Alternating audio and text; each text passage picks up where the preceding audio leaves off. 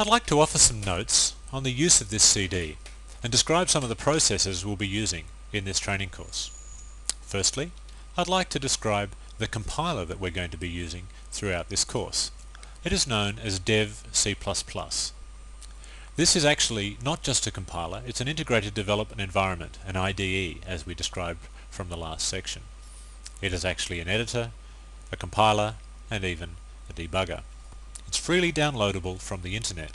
You can find it at the following website: www.bloodshed.net/devcpp.html. It is a Windows program.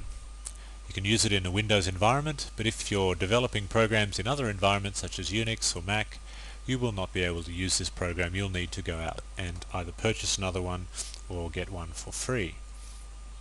Dev C++ is a very simple program. It has not got a lot of options, it's not got a lot of features, but it's perfect for educational and demonstration purposes, which is why I've chosen to use it in this particular course.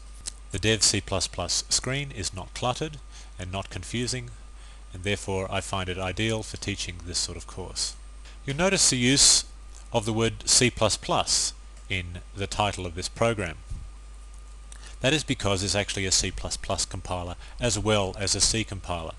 You can use it in one of two modes. You can use it as a C compiler, you can use it as a C++ compiler. We're going to choose to use it obviously as a C compiler.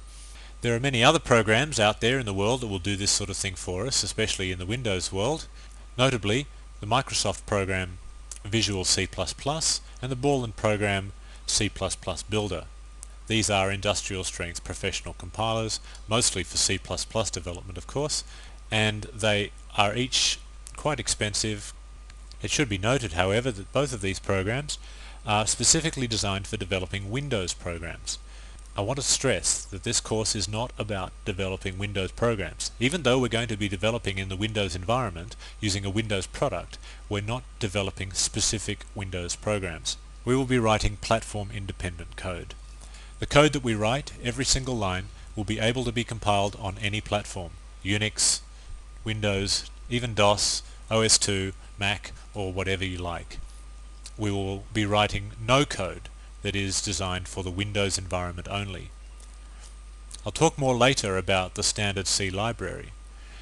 You may not at this point know what the standard C library is, but I will say that when it comes to writing Windows specific code, you must use a Windows library, and similarly a Unix library is required for writing Unix specific code.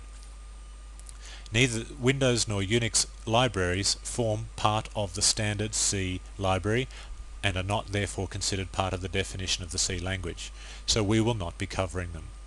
At the end of every chapter, I will present you with several exercises. These exercises should be done in your own time.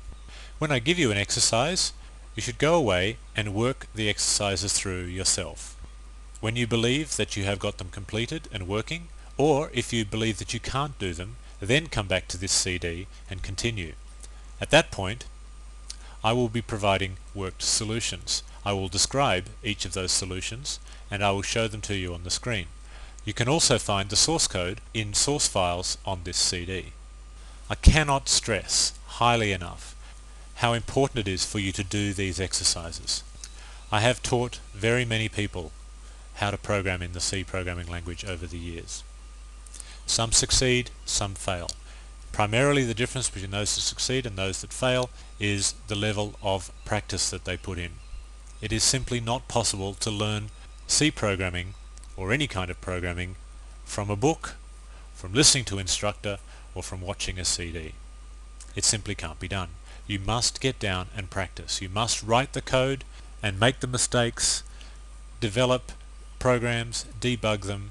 It's all part of the process. I've seen many people who will, as I'm instructing them, they'll go, "Oh yes, I fully understand that. I understand everything that you said, so I don't need to practice it."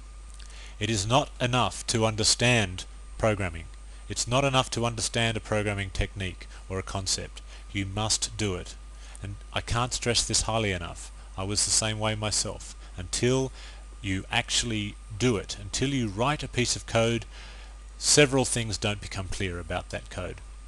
Anyway, enough said. Please do the exercises.